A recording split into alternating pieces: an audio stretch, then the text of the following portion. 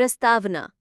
प्राचीन काल में जब ना तो पृथ्वी थी, न आकाश, न सूर्य, न चंद्रमा, न तारे, चारों ओर केवल अंधकार और जल ही जल था, तभी वहां एक दिव्य ज्योति प्रकट हुई जिसे आदि शक्ति और अनादि परमेश्वर कहा गया।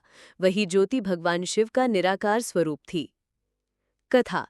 सृष्टि की रचना का कार्य प्रारंभ होने वाला था।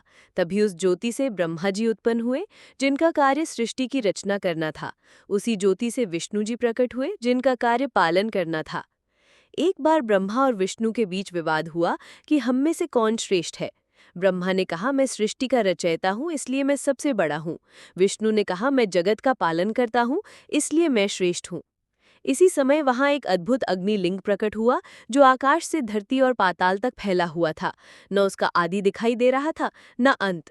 ब्रह्मा और विष्णु ने निश्चय किया कि जो इस ज्योतिर्लिंग का आदि और अंत ढूंढ लेगा, वही श्रेष्ठ कहलाएगा।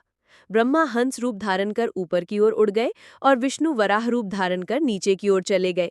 हजारों वर्षों तक खोजते रहे, परंतु न किसी को उसका आदि मिला, न अंत। अंत में दोनों थक कर लौट आए। तभी उस ज्योतिर्लिंग से भगवान शिव प्रकट हुए और बोले, हे ब्रह्मा और विष्णु, मैं ही सृष्टि का आदि कारण हूँ। तुम दोनों मेरे ही अंश से उत्पन्न हुए हो। सृष्टि, स्थिति और संहार तीनों कार्य मुझसे ही होते हैं।